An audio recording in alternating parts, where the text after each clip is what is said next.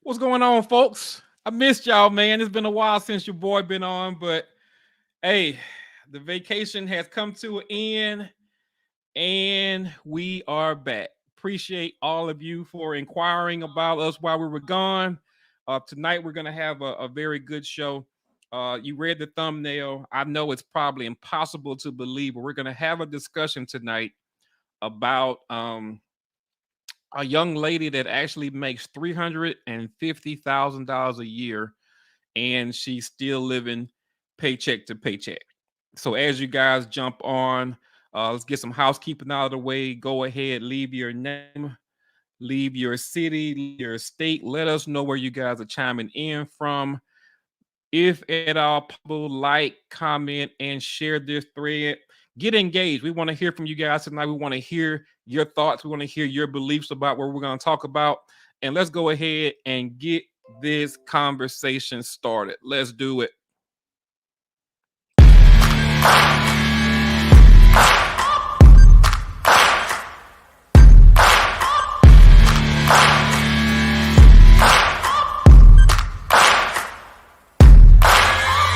Searching for greatness in a sea of the dying and shameless, a sea of the aimless. I don't wanna be one of the nameless. I'ma wake up with the mindset that one day I'm gonna make it. And I don't think I'll be fine if I don't break my limitations.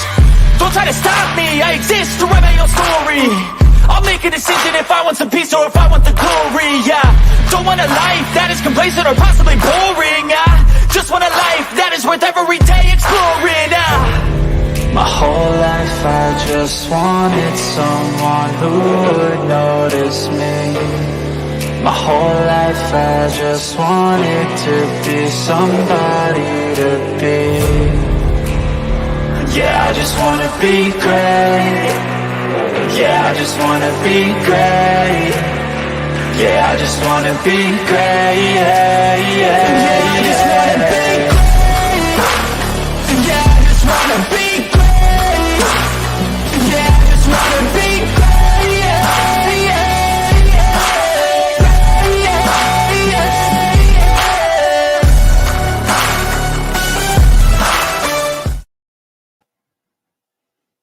Ladies and gentlemen, you see the thumbnail. Making $350,000 a year and still living paycheck to paycheck. Ladies and gentlemen, it is absolutely possible. And tonight we're going to have a conversation with a panel of my friends and my peers about an article that I actually found on marketwatch.com.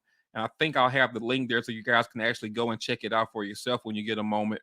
But it's about a young lady who makes $350,000 a year, which is about 8 times the national average.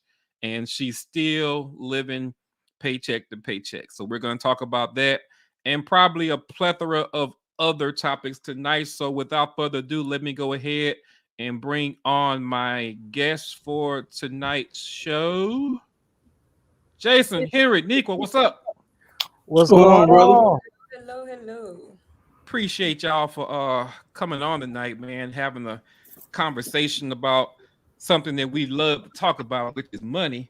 But tonight's a little different. A lot of people think that the way that they're gonna get past all their financial woes is just to continue to make money. So I think tonight's conversation is gonna show people that, man, you can make all the money you want, but until you figure out what you're doing with your money, kind of null and void. It really serves no purpose. So go ahead and introduce yourselves as you guys jump on. We're going to start with the lady first. Okay, good evening, gentlemen. Ken, first of all, thank you for inviting me to discuss such an important topic. I am Nico Coley. I'm a financial educator by passion, but by trade, I'm actually a soldier in the United States Army. I'm a warrant officer and I've been serving for close to 19 years. I appreciate you, Ken. So I'm just excited to be here with such a dynamic group of folks and talking about something that's just so important, especially with the way the economy is cyclically trending, because this is not new. It's just coming back around again. So you better believe it. Mr. Reed. Well, good evening, everyone. Ken, as always, thanks for having me, man. I'm here by way of Houston, Texas. Not much to tell about me, just what's up, Jason? just a guy on trying to get on the right path to freedom, man. That's it. One day at a time, man, step by step. Yeah. And I always think about Jason Lyric when I say this, but what up, Jason? What up? Hey man, I appreciate you for having us on, Ken. You know, it's great to have these conversations. Hence the name Ken Conversations. And I am from Houston, Texas. Actually born in Dallas, Texas. 19 years federal active duty service, United States Army. Whoa. I'm currently right here at Fort Hood, Texas. For everybody that's watching in the area. And we here to talk about finances. We here to talk about money. For those that don't know, I'm Chief T. I'm live after 3, almost on a daily basis, breaking down the rules of the wealthy and helping people share this information. So Ken, hey, I appreciate you, brother. Let's get it. Let's get it, man. Cause like I said, I talk to a lot of people, and one of the main things that they say is that they don't have a financial problem because they make a lot of money. And for some people, depending on the lifestyle that you live or that you lead, you know, making money can curb a lot of your issues. But we know that eventually what you shoot out and what you bring in won't match up. So you got to have some type of financial literacy. You got to have some type of a budget. You've got to have residual income. You've got to have passive income. You've got to have financial literacy. And in our country, we're lacking in that area. We do an excellent job of being consumers. They can make us buy anything, you know, but we don't do a good job at all at saving. We don't do a good job at all with showing people how to make our money grow. And this article is actually going to prove that. So I'm going to try to share my screen again. This thing been giving me problems all evening, but hopefully this will work. All right. Can y'all see that? Yes. Yes, sir. All right, ladies and gentlemen. So just as the thumbnail said, we're going to discuss a young lady, a business professional who makes $350,000 a year. Now, the national average for people when it comes to income, I think it recently increased from like 45,000 to about 50,000. So this lady makes about 8 to 9 times the federal average when it comes to income. So let's dive into this thing. The article says, I'm living paycheck to paycheck. I make $350,000 a year, but I have 88,000 in student loans, 170,000 in car loans, and a mortgage that she pays 4,500 a month for. And she asked the question, do I need professional help?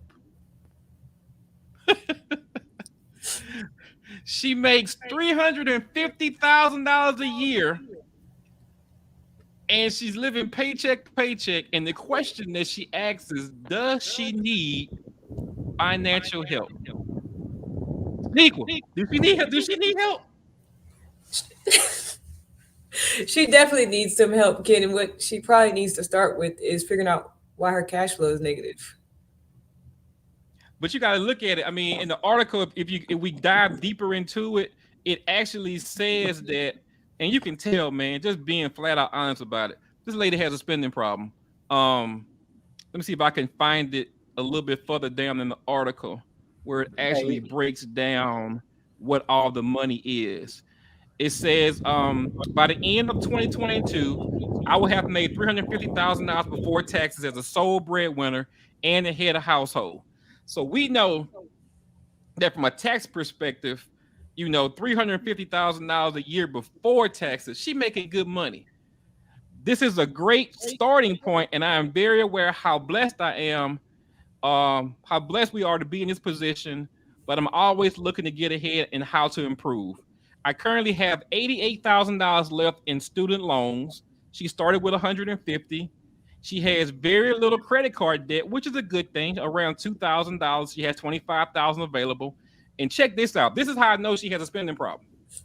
She has 2 auto loans for $170,000 because she has 2 electric vehicles and a 5% interest rate. Okay, now she already said she was single. She was single. She was the head of the household. Ma'am, what do you need with 2 electric vehicles? So from this article so far, Jason, what jumps out to you about this article so far, man? Hey man, so first off, because I'm itching over here, the first thing I looked at when she said 350,000, I'm like, okay, we like to throw them numbers out there, but tell me this: is that gross or is that net? And that was the first question I had popped up in my mind. And then I started doing the numbers. You got all this money coming out. You got 2 cars, and you got a $4,500 a month mortgage. So I'm like, you don't have. So Ken, I'm different. I say you don't have a cash problem. You got a lifestyle problem. You trying to live. You gotta see. We think about the 6 figures as being a lot of money. Really, 6 figures is, I mean, to most it may be, but for the most part, with the what lifestyle she trying to live, that's not a lot of money. Period. So she got, like our mentor always says, she got champagne taste and beer money. It's just at a higher scale. So instead of Yingling, she may she may got a different type of beer in her cup, and I can't. I just, that's a lifestyle problem. Two, not one, but 2 electric cars and a 40. See, I don't know where she live. I don't know where, cost of living is high. I do know that, but I have 6 kids. Six. We got a 5-bedroom house. I'm not spending $4,500 on my house. It's 22. So it's like, it's just you. What? There's some more. There's some onion layers on this onion we got to peel back to really get down to the business on what this situation is. Yeah, and she made sure that she identified that she was the sole breadwinner, that it was just her, which only made her situation look just that much worse, because here you are making way more than anybody in America is for the most part, and you still struggling. You still struggling. Henry, 350, bro. What could you do with 350, man? I tell you what, I wouldn't be saying I'm living paycheck to paycheck. I tell you that much. But I think for me, as I was reading the article, a lot of things is that she knows her interest rates, but I don't think she understands interest, Right.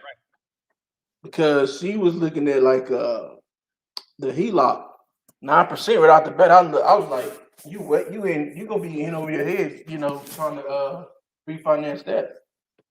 I mean, you had to be in a double digits when you initially got your mortgage to even consider something like that. But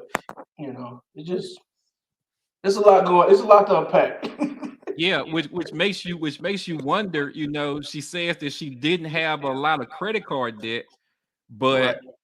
but you may even look at that and say she may even possibly have bad credit, because even with the vehicles was 5%.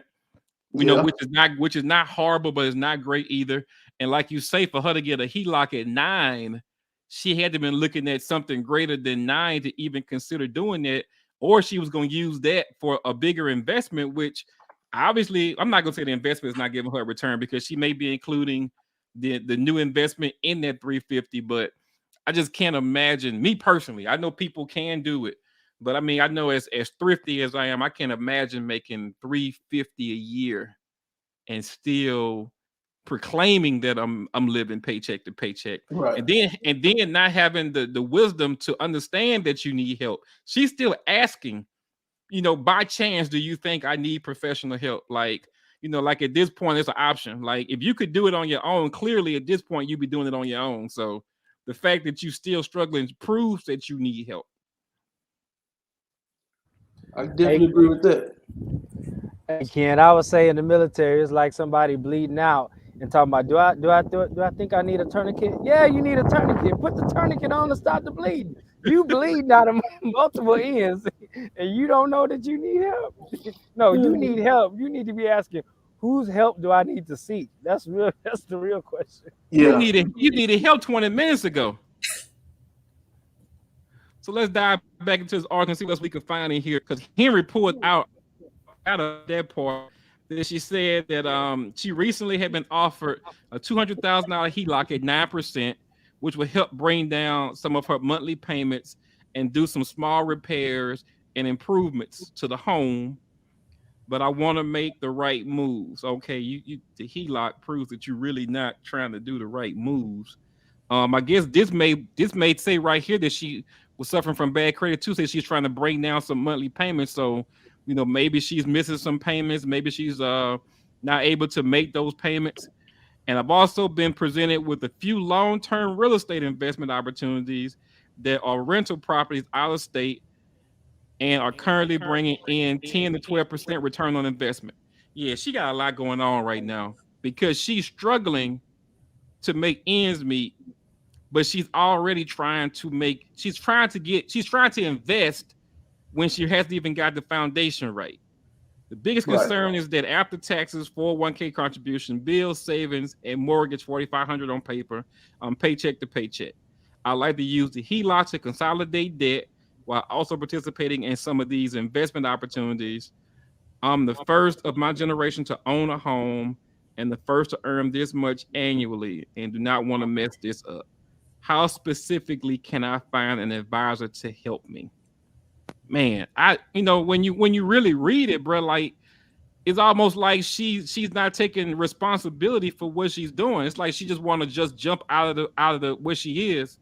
You obviously there's no emergency fund there. Obviously there's no emergency fund there. She's in debt and she's looking to invest while she's in debt versus using the money that she can get to start getting herself out of debt. So, I mean, what you think, Nico? I'll be honest, Ken. I was her.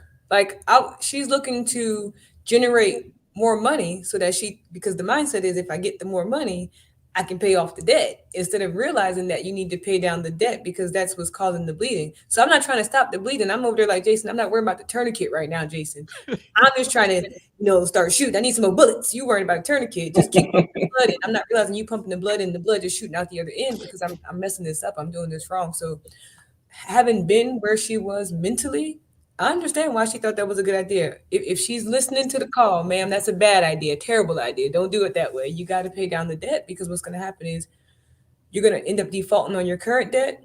And these investments are going to become debts instead of investments for you because you're going to be trying to put money over here that you don't have and you got to shift it from over here. Peter and Paul want their money at the same time. She can't keep robbing them to try to shuffle the game. So, ma'am, if you out there, listen to me. I was you. Don't do it. And I never made 350 in my life yet. So I was you on a smaller scale with the same problems. I was just about to ask you, how did it feel to make 350 since you've been her before, since you were her? Just mentally, I was her. When I get to 350 a year, I won't be her mentally because I have people like y'all in my circle that have already taught me why that's a trap. Don't fall for it. But I think we all have.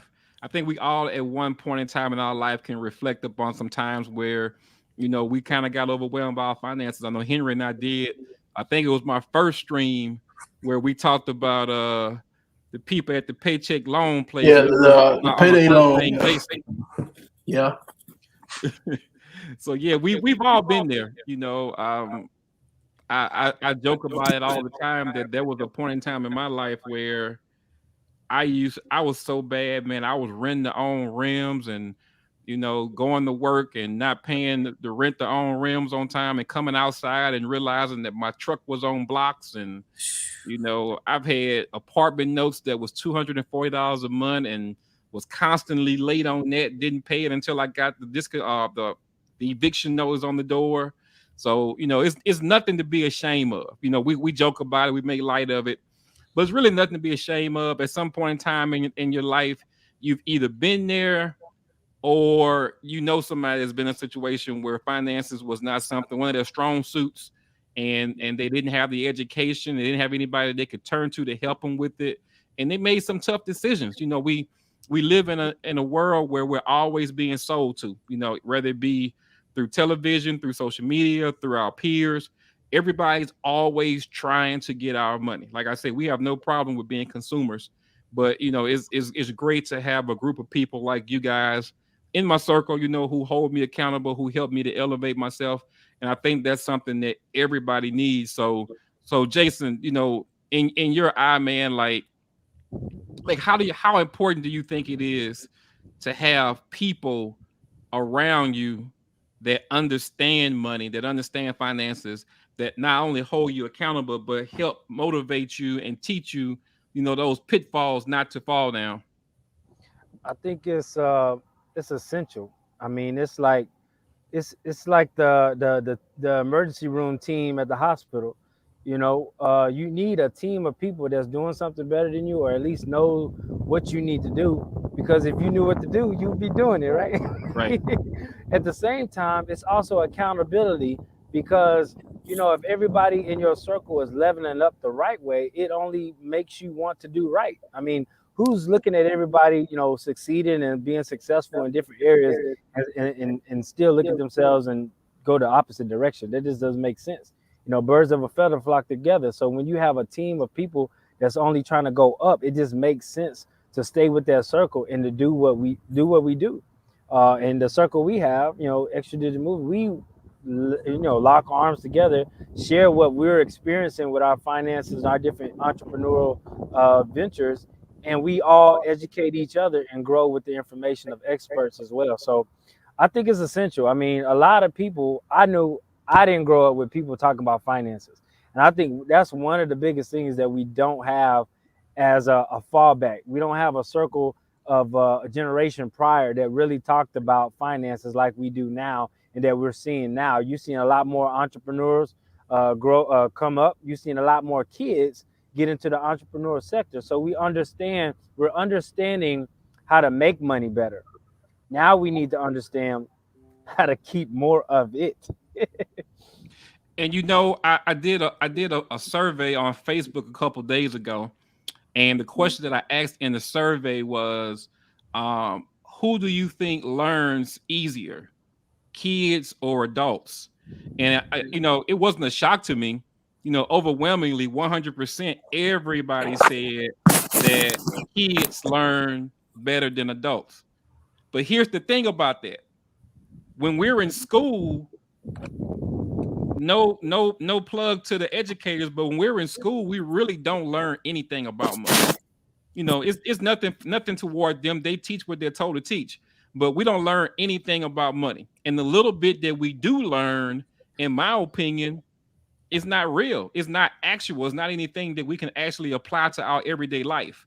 So if you learn information when you're most able to learn, and then once you get to being an adult, where you actually learn that everything that you've learned was false, and now you have the opportunity to relearn it again, the survey says that at that point you have no desire to learn. So during those years where they actually could have taught you the right way, when you could have learned how to do things the right way, implemented that into your adult years, they taught you the wrong information. And now that you're able to learn better, you have no desire to learn because you've been brainwashed to believe that everything that you learned in your infancies was the right way. But your situation shows you that what they taught you was not sufficient. So even from that perspective, we teach you the wrong thing when we know that you're probably at your most vulnerable when it comes to education. When you are able to learn, when we have people around you who can teach it to you, you've already decided that learning something new is not something that you're interested in. So I find that very interesting too, that even with schools, they don't really teach us the real deal about money.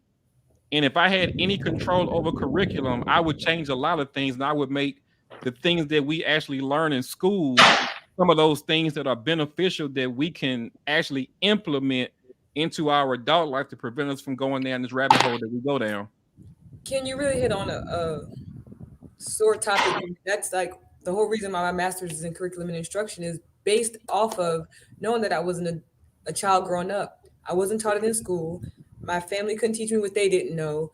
And so where do you stop it from? You have to identify the source, and the source is being able to get it into curriculum. And if it's not going to be taught in schools, then can we supplement? What's a curriculum I can put together or get with people like you all that can help me put together so that the parents and the children and the people who want access to it, we can provide it to them? Because my mother couldn't teach me what she didn't know. And where was she going to learn it from? Trial and error.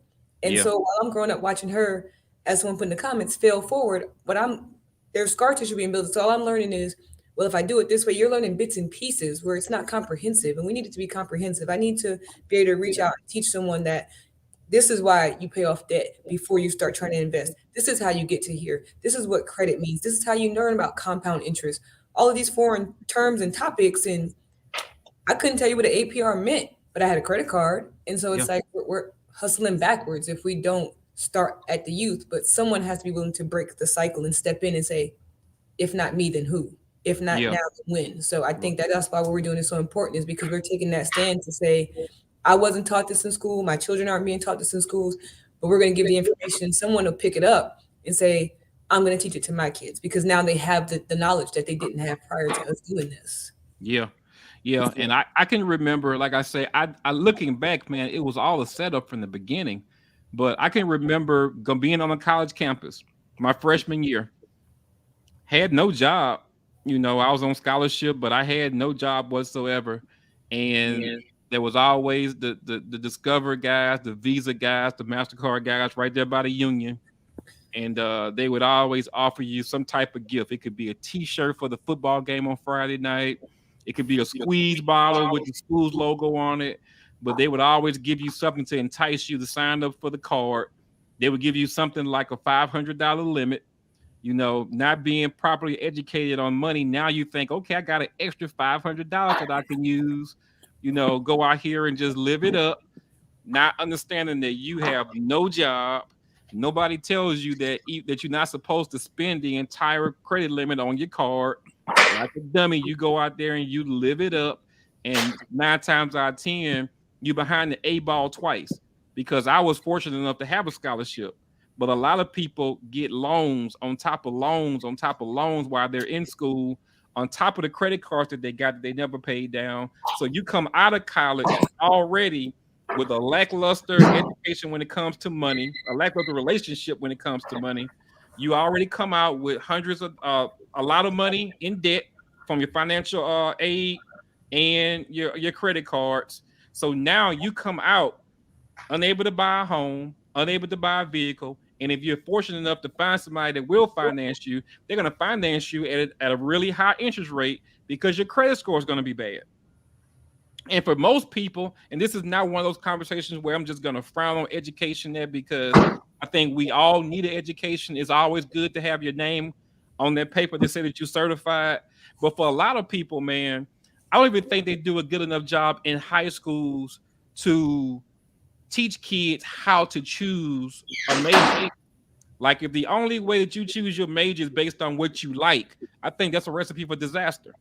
Because there are a lot of people who get in a lot of debt for a major that when they get out of school, they're not going to make a lot of money. Yeah, doesn't translate. Yeah, and I don't care. You know, this a real conversation. If you disagree with me, put it in the chat.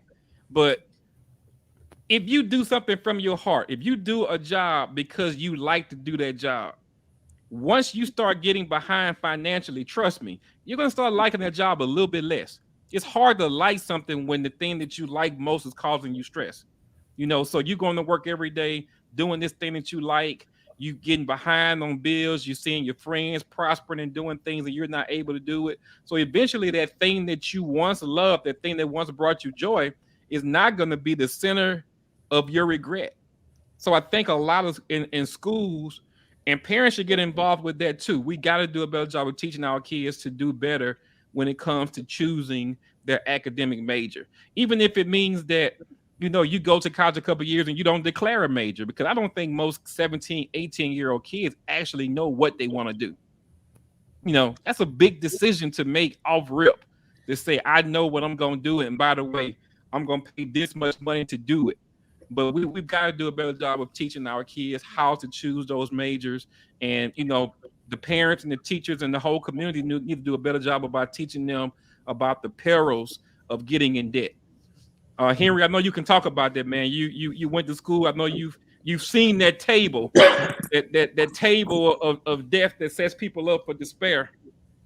Yeah, I was, lack of a better term, a victim of it. You know, I was actually having a conversation with my daughter Saturday. She's 16 and she wants to go to nursing school when she graduates, which is great. It's beautiful. I'm all for it. But I tell her all the time that I make sure I tell her that, you know, if college is not what you want, then don't do it. Yeah. Because I didn't realize that college wasn't what I wanted until after I was done. I got a degree in finance that pretty much was useless to me. Still is, because I've never used it. because everything that I learned in those classes was all theoretical. Yeah. Mm. So when I graduated with a baby on the way, nobody taught me real life money. So, that's just, and so I struggled a lot because of, I guess, trying to find the right words, but I struggled a lot because of my lack of understanding. All I knew was that you get up and go to work every day because that's what my dad did. That's what my mom did. Dad worked two jobs. That's so the work ethic I had, but the understanding, mm-mm, Yeah. not at all. Yeah, and it's unfortunate, we watched our parents work, man. And we come from a generation where, them people worked, man. Like Yeah, they really, they talk about now about getting it out the mud, man. Them people, they did it, bro. They were not nearly as educated as us in a lot of situations. A lot of the technology that we have now that makes a lot of the jobs that we do a lot easier. We're not there. The government to some degree wasn't there to back them, so they literally had to get it. There was no backup plan the generation that came before us. And that's what they talk about. They talk about hard work and going out there and getting it. But the more you see a lot of people who actually work hard, or people who are actually falling behind, because like you say, it's not that they lack the motivation, or that they lack the work ethic, man. It's that they don't really have a strategy. Like going to work every day and just working hard blindly without a plan is not a strategy. So even though you could be working hard, and I remember my uncle, man, God bless the dead, would always make a statement that, you gonna die owing somebody. They were hardworking people, man, but the mentality, in a lot of situations held them back. They didn't really, prospering to them was a lot different than prospering to a lot of us looks like. And I tell people all the time that that's the hardest thing to do. The hardest thing is not to get a person to become wealthy or to get them to make money. Once you understand how money works, that part becomes easy. But the right. hardest thing to do is to actually get a person to realize that they deserve more than what they have. That's the hardest thing to do, to get a person to realize that, hey, I know that where you are right now is a lot better than a lot of people who are around you, but there is actually more out there that you can attain. There's more out there that you can do. A lot of people think that certain situations are beyond them and that they can't achieve this because of where they come from or things like that. But back to what we were talking about earlier, man, you need a circle of people around you that's showing you better. Even the Bible talks about, sometimes that, vision, where there's no vision, people should perish. But for a person who's not really spiritual, in order for them to even have a vision, they have to see it. So, like, Henry and I, we come from similar environments. For a lot of people, man, it's hard for them to have a vision when everything around them is small, when everything around them seems like it's contracting. When you're, the big fish in a small pond, it's hard to have that big vision. That's why you need to have people around you who understand a little bit more than you do, and who've seen some things that you haven't seen before, just to expand your Hmm. mindset.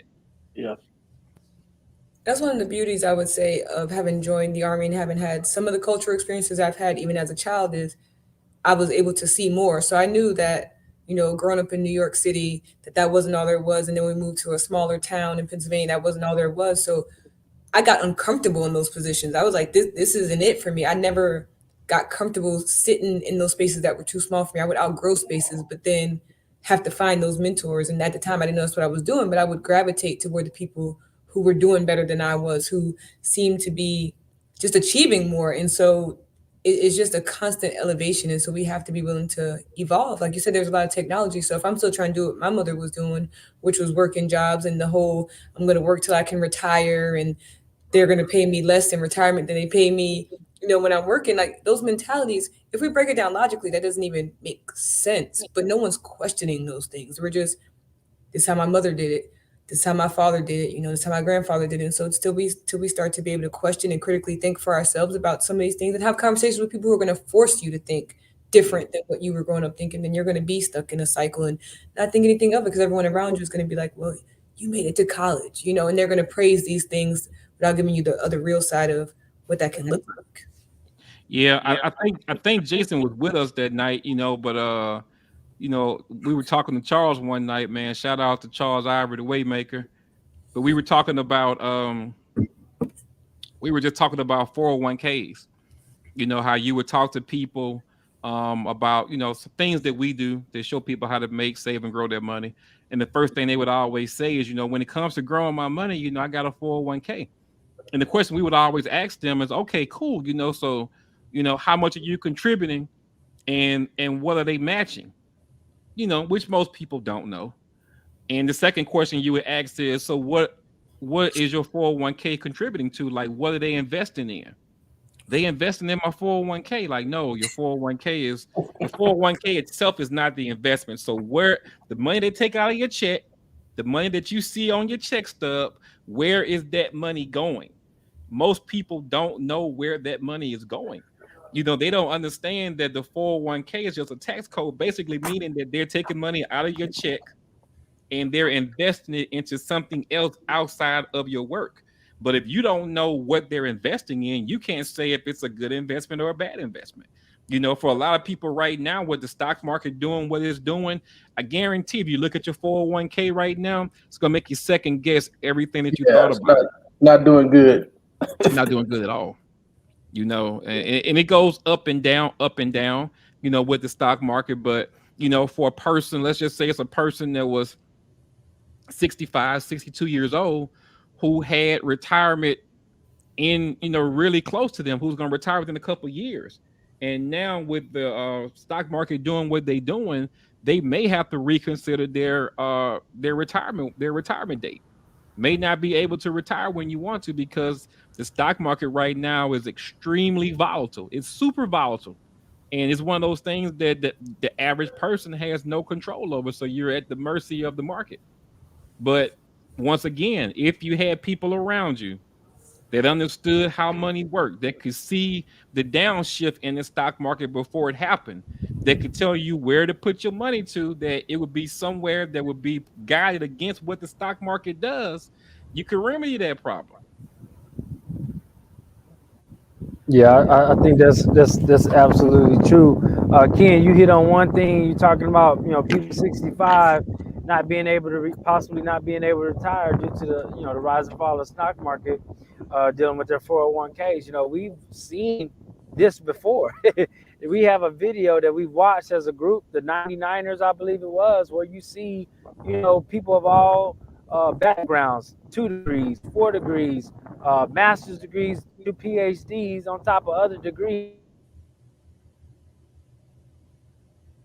empty out those 401ks, savings accounts depleted because jobs just basically wasn't available anymore. That meets those degrees, but also because the economy was so terrible. We're Yeah. seeing that today. A terrible economy with a lot of people not wanting to work. Jobs are open, but at the same point, we're not looking so far in the future to say, hey, dollars are working for me now by putting it into investments that have zero to minimum risk of loss. See, that's what we need to be looking at. But because, a lot of us don't make that type of money, we don't get to have those types of conversations. And this is why the rich continue to get rich, because they know where, and they surround themselves with a team of experts that show them how to shield, protect, and grow their money in times of adversity as well. And that's major. It's major, man. There was a point in time in my life when ego was an issue, when I thought that I could do everything myself. I wanted to be the smartest cat in the room. I wanted to be proficient on every topic. I wanted to know everything so that I could look like the smart person. And when I was doing all that, the results that I got were minimal. You had a couple people who looked at you as the expert, but at the end of the day, you didn't really get a lot of the results that you wanted. So, ladies and gentlemen, what we are a part of right now is an invitation only group, an exclusive invitation only group where we do exactly what we've been talking about tonight. We show you step by step how to get your finances in order. I don't show you, Jason don't show you, Niqua don't show you, and Henry don't show you. Because even though I'm pretty good at a lot of this stuff, I don't think you want to trust your money with me. So what we have, what we have is a group of financial experts in every aspect of finances that we have access to that teaches us what they're doing while also executing. So we get the education and the implementation all within our group. And basically, what they do is that they help us in a couple core areas. Area number one, they help us with our taxes. Now we talked about the lady that made 350. I can guarantee you she didn't bring 350 home because she said 350 before taxes. So if she made 350 before taxes, then baby girl probably was in the highest tax bracket. So they were taking probably about 35 to 37% of her money off the top. Now think about that. Think about think about how pissed off you would be if you made $350,000 and before the check was even printed, 35 to 37% of that money was gone. Now, I can tell from the way she was talking, she knew nothing about taxes, so she probably wasn't writing anything off or probably didn't position herself to be able to write anything off. So, one of the things that we emphasize to our group is to start a home based business. And a lot of people would say, why a home based business? Because as a home based business owner, guys, you have up to upwards of almost 400 different tax deductions that you can write off on your taxes just because you have a home-based business. The lady who makes the $350,000 a year without a home-based business, 7 to 9 max if she's utilizing them all. So the whole thing is that we show you how to keep more of the money that you make every day versus giving all your money to a government that I don't think any of us trust. I don't trust the government. I love America, but I don't trust the government. And I'm gonna tell you why I don't trust the government. The same government that I'm telling you that I don't trust. Think about this. They're telling us right now that unemployment is at an all-time low. They're telling me that unemployment is at an all-time low when every restaurant that I go to is short-staffed. They're telling me that unemployment is at an all-time low when schools are still going virtual because they don't have enough teachers. You're telling me that we're at an all-time low when it comes to employment when Walmart can't even stay open 24 hours a day because they don't have enough staff. Walmart don't even have cashiers anymore. But you're telling me that we're at an all-time low in employment. You're also telling me that we're not in a recession yet. When any decision that anybody makes can spike the price of anything. That sounds kind of recessionary to me. So I love the government, but I'm not one that's going to put all my faith when it comes to my money in the government. See, I got a control issue when it comes to my money. I want to be in control of my own money. So I'm going to learn what I can learn, but I'm going to use these experts too. So they're going to show you how to lower your taxes. How do they do that? They're going to correct your W-4 for you. And for a lot of people, a lot of you don't even know what a W-4 is. Those of you who do know probably have no idea how to fill it out. That's nothing to be ashamed of because that, once again, is by design. It comes with very poor instructions. The instructions are little bitty words like that nobody wants to read. We talk about poor training. Your mama told you put single in one. Your mama told you put zero. To file exempt, which is horrible, horrible. God, that's horrible. The instructions to file exempt. So most of us don't understand how that form works. But that form is actually what starts the process. That form actually puts more money back into your paycheck. We're going to use that money to start doing a couple other things. And one of the things that we're going to do is start paying down your debt. Now, Jason, I told you, man, my family said that you was going to die owing somebody. So now that I've gotten older, I know that's not true. So what if I told you that our experts are also going to show you how to eliminate all of your debt? We're going to give you a debt-free day, a day that will say that when you no longer owe anybody else. For a lot of people, self-included, never thought that was possible. Never thought there would be a day that I didn't owe anybody any money. But our experts are going to show you how to get to a point to where you no longer owe anybody. And they're also going to give you a millionaire date. What is a millionaire date that you may ask? It's just what it sounds like. It's a date that you will have $1 million of net worth because now not only are you debt free, but now your assets are starting to grow.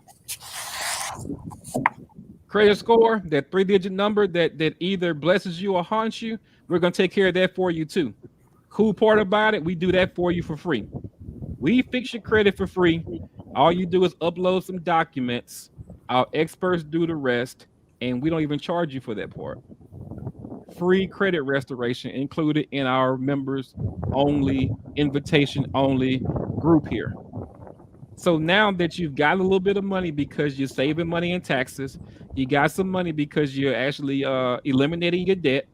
You got some money now because your credit score is increasing. As your credit scores increase, your interest rates decrease. So now you got more money. Okay. We're going to give you a little bit more money because we have something called debt negotiators or bill negotiators. Didn't know a thing existed.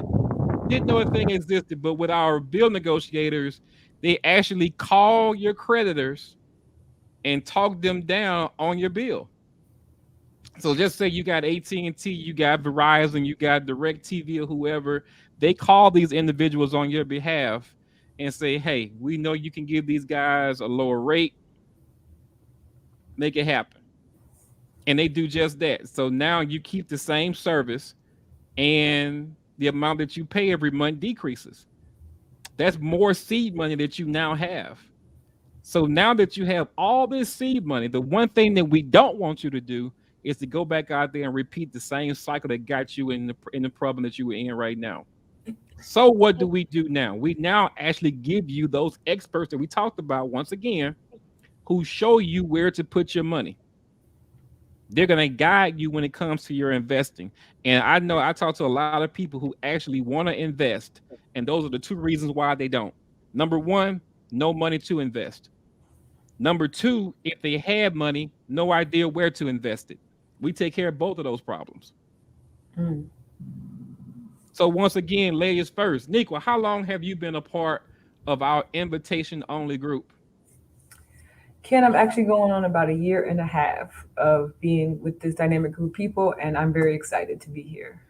So what's the highlight of it? If you had to just pinpoint one thing that has happened to you since you've been a part of our exclusive member only group, what would you say is the highlight of being a part of this group? I'll say it's my taxes. Actually, even being able to minimize my taxes to the tune of $300 a month in every paycheck. That just started the cycle. Just like my taxes being out started the cycle of me not having enough cash, me getting that fixed started the cycle of me having cash to then pay down debt. I'm talking 5,000 in the first 90 days. They did reduce some bills for me. And so I'm taking all of this cash, getting my credit score up by 36 points. And then what that allowed is the interest rate started going down to the tune of one credit card was at 24.99. I was able to pay that off and refinance through a loan that's down to 9%. I had one loan going from 17.99 down to 12.9%. And so while to other people these may not be huge things, but I get as a peace of mind knowing that because I'm snowballing these things the way the debt elimination plan is set up for me. I didn't have to sit down and calculate and figure out who to pay. They gave me a plan. And so following that plan, I'll actually be debt free by August of 2030.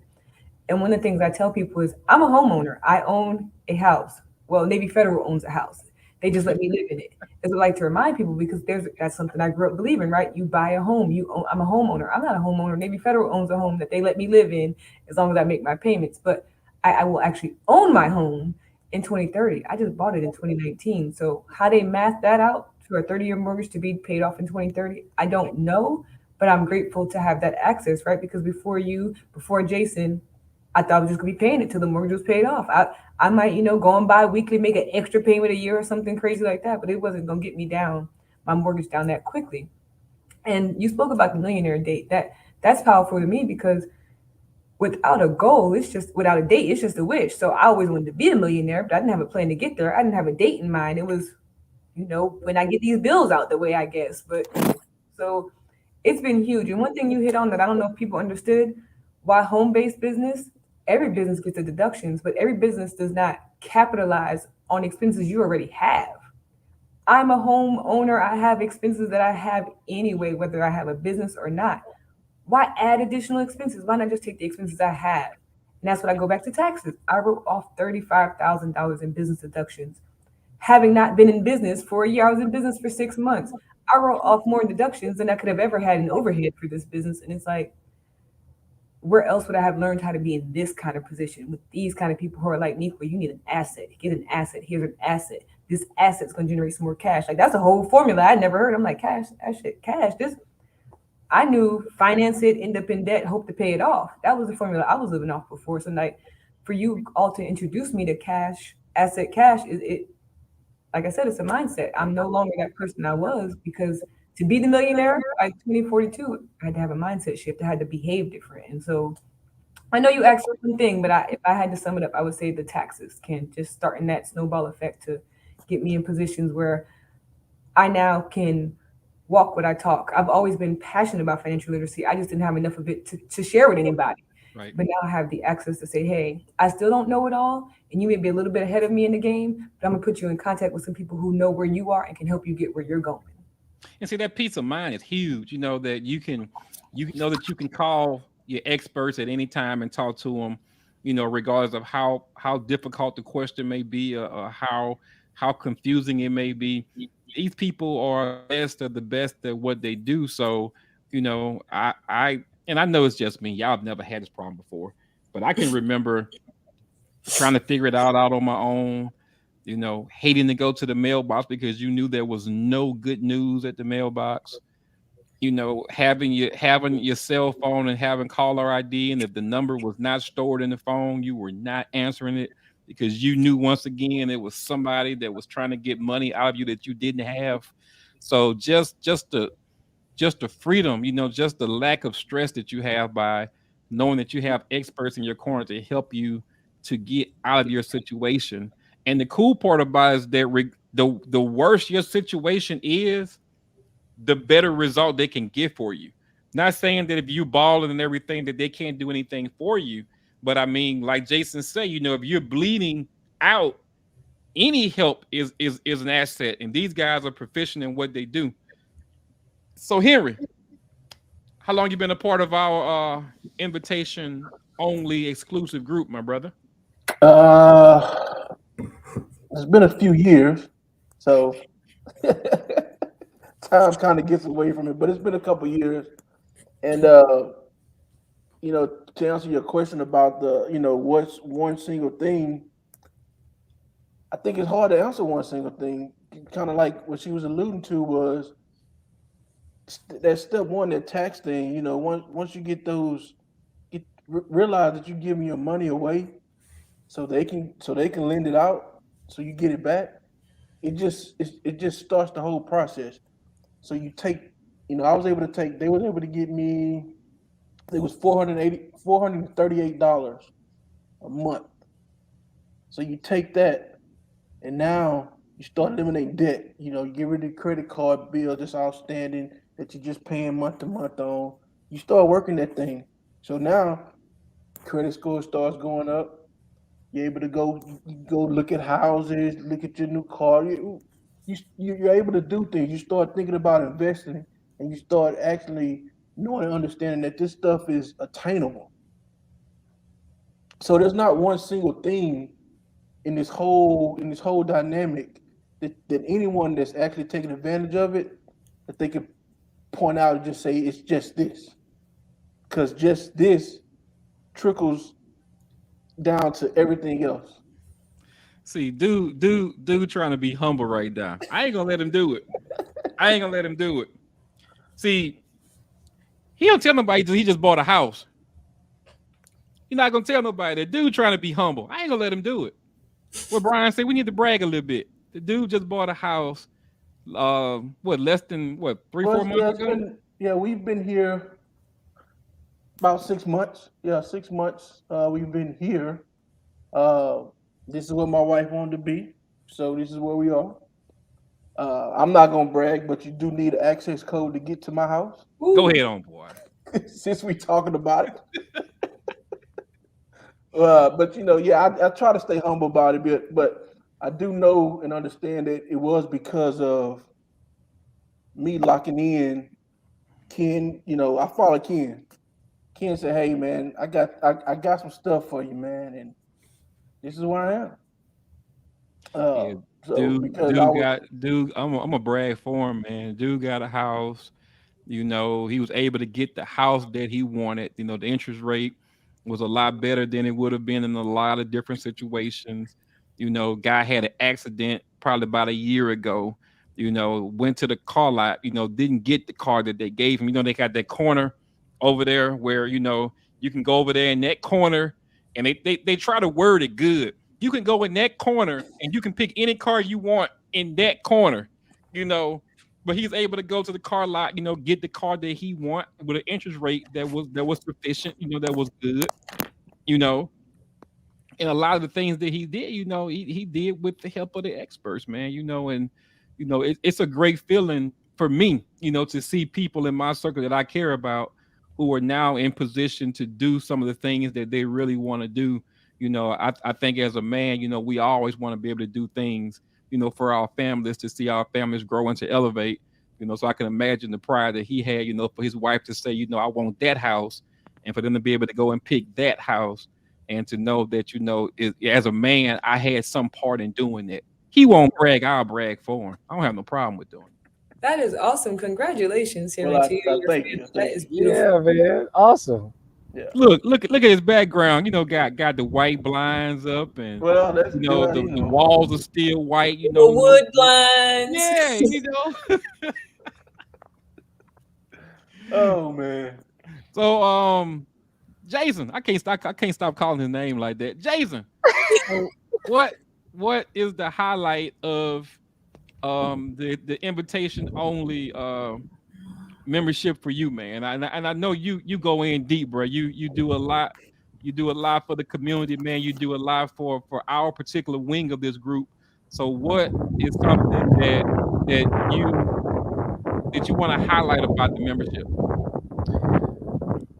I guess I want to highlight it in a different way, Ken. You asked for one thing. I want to say, I want to take it back to our article of the day, and practical exercise. We talked about schools and how the schools don't teach us, what we need to, but the schools did teach us how to do word problems. And so I'm going to say if Nico was headed from Georgia to Texas and Henry was headed from Houston to Alabama, what time would Ken Lawrence make it to their destination with all three of them in the same spot? Yeah, it don't make sense. But look, let me tell you this. I'm gonna When ask you the relate, expert.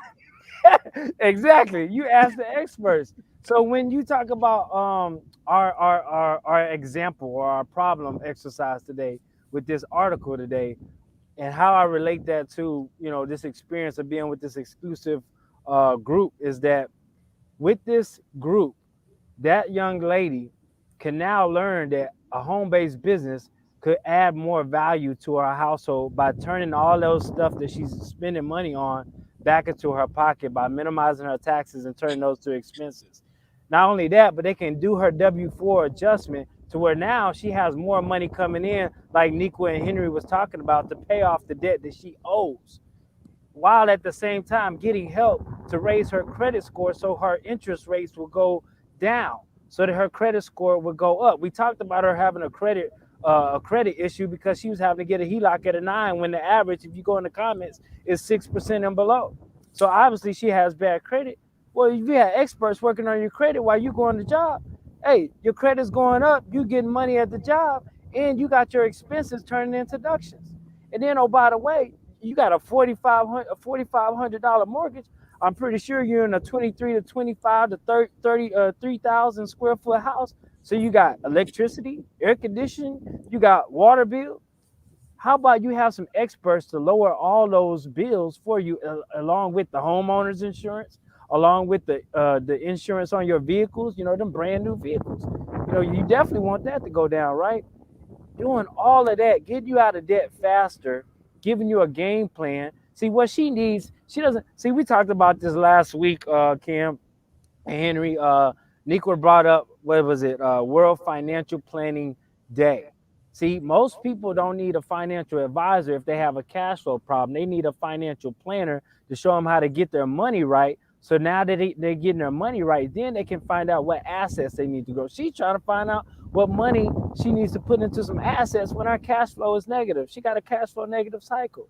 Most people have a cash flow negative cycle. They need to know how to get the cash so then they can pour it into an asset that generates them more cash. And so when you get to the wealth accumulation experts, they do just that. After you gotten all that money, and they show you where to put it. And so summing all that up, when you surround yourself with people that's already benefiting from this membership and hearing advice from the experts and being in those circles, that's what I take away. I mean, I didn't have these type of circles growing up. You know, Henry talked about it earlier.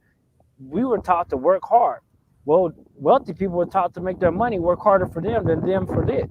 So it just makes sense that when you surround yourself with the right people who have great information to apply it. And so when we have like a Brian M. Bean, we have a Charles Ivory, we have a Nico Coley, Henry Reed, and a Ken Lawrence who are doing these things right before our eyes. That to me is most valuable, because not only am I trying to figure it out on my own, but I can see examples, real examples that I can relate to, that I can grab a hold of, and I can pick up the phone and call and say, hey man, what you got going on? What properties are you invested in? Hey, well, hey, I was talking to Cord, I was talking to the wealth professionals, just what they got me going on. Great plan, Jason. And we build that way. Think about how much knowledge you get from a circle like that. And I'm gonna say this last thing. Wealthy people will spend money, putting thousands of dollars a year to belong to somebody's country club. Why? Because of the relationships that they get involved with and the businesses that they develop through those relationships. Poor people, we spend money on shoes.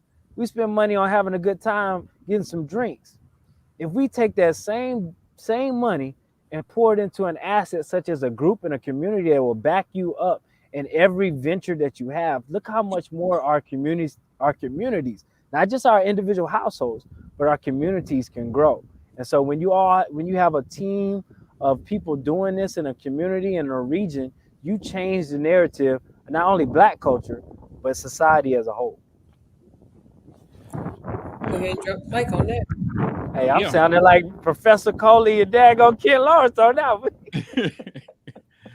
Well, I know for me, the biggest thing that I get from it is, you know, nothing is spoken in theory. You know, I've been a part of a lot of circles and a lot of companies where, you know, we talk in theory. We talk about what's possible. We talk about what could come. We talk about what the potential is for things to happen. But when you are surrounded by people who is no longer theory, you see it. These people are doing things that a lot of us never thought were possible. These are not people that we've read about. These are not people that we've heard about. These are people that I can reach in my phone right now and call because I know them by a first name basis. These are people who I knew what their situations were before we became a part of this group. You know, we got people who are buying homes, you know, 6, 5, 7,000 square foot homes. We got people who buying property and using property for multiple purposes. You know, even in my life, you know what I'm saying? I never thought that I would get to a point to where, you know, I didn't have to work. I never thought I would get to a point to where I didn't have to clock into a job every day. You know, I never thought I would get to a point to where, you know, I'm pretty much debt free with the exception of my home and my vehicle. You know, I never thought that I would get to a point to where, you know, I was actually proud to tell people what my credit score was. You know, I never thought I would get to a point to where, you know, and Henry and I joke about this all the time, where I have almost 6 figures in credit that if I ever got to the point where I needed to buy an asset, I could use some of my credit to buy an asset. I never thought I would get to a point to where, you know, I had 6 months of an emergency fund saved up so that if everything in my life crashed today, for 6 months, I know for a fact I'm good. You know, I never had anybody in my life or anybody in my family that ever talked about leaving wealth or leaving anything for generations beyond you. We talked about that earlier. My whole thing was that you were going to die owing somebody. So now we go from dying owing somebody to leaving assets for future generations. So if I had to narrow it down to one thing that I benefit the most from being a part of this group, it's just opening up my mindset. It's showing me that, that there is greater out there, that we can accomplish anything we want to accomplish if we know how to do it, and if we surround ourselves with the right people to help us do it. Because I've also heard that, that wealthy people were selfish and they tried to hide all the rules to the wealthy. But here we are inviting you to a member-only, invitation-only group where we don't hide anything. The whole thing that we want to do is to get anybody who joins our organization to be anywhere that we want to do. And the strategy we use to do this is a simple strategy called cash, asset, cash. We show you how to get some money. The asset that you get is totally up to you. We leave that part to you. And that asset helps you to grow more cash that you can just repeat that process over and over and over again. So if you don't get anything else from what we talked about tonight, I want you guys to remember that cash, asset, cash. And like my mentors say, that first cash is usually the hardest one, because most of us, a lot of people, and this is another thing, I'll get on my soapbox about that too. Stop letting social media fool you guys. Social media is showing people right now that everybody's making six figures, that everybody's taking vacations, that everybody has 3 and 4 cars, everybody's popping bottles every night, everybody's going to the club every night. Ladies and gentlemen, it's just not true. We're living in a time right now where people are actually hurting financially. So don't let social media push you to a point to where you feel bad about not being able to do the things that you want to do. Now, if you're able to change your situation and you choose not to, now that's on you. But don't feel bad about initially being there. Everybody on this call has been in a situation to where we have had to make a decision whether we want to stay where we were or we wanted to do something to get us to where we wanted to go. And we've all made the decision that we want it better, not just for us, but for future generations as well. So we invite you guys to come and take this journey along with us. If you're watching this, if you have interest in learning more about our exclusive membership only group and how to start getting your finances where you want to be, and these experts that we speak somebody up in your corner every day, teach you, motivate you to help get financially where you want to go. To get with the individual that shares information with you. You know how you are watching this right now, get with me, get with Jason, get with Niqua, get with Henry, and we'll help navigate you throughout this thing. I'm telling you guys, I've been there, man. Like not having money is stressful. Not knowing how you're gonna pay those bills is stressful. And believe it or not, your lack of money is costing you money every single day. Every day that you live without money, every day that you live in a deficit when it comes to money, it's costing you money every single day. Because if I came to you today and told you that I knew about a blue chip stock, there was a no miss, and you needed $500 to $1,000 to invest in that stock, but you needed it within the next 15 minutes. If you didn't have $500 to $1,000 to invest in that stock, your lack of money just cost you money. So we're going to show you how to take a small amount of money, a very small investment, and how to flip that investment an infinite amount of times. And it's going to benefit not only you, but everybody that's attached to you and future generations that you would never get the opportunity to meet based on one decision. So once again, if you are interested in becoming a part of our membership, exclusive membership only group, get back with the person that shared this video with you, and we're going to walk you through the steps, man. We're going to walk you through the steps, help you get where you want to go, help you choose what asset that you want to get to help change the trajectory of your last name for the rest of your life, ladies and gentlemen. I want to thank my panel for coming on tonight. Henry Reed. Glad to be here, brother. Niqua Coley. This was so exciting. I can't wait to do this again. Thank you so much. And Jason. Hey, hey, awesome job, sir. Hey, man.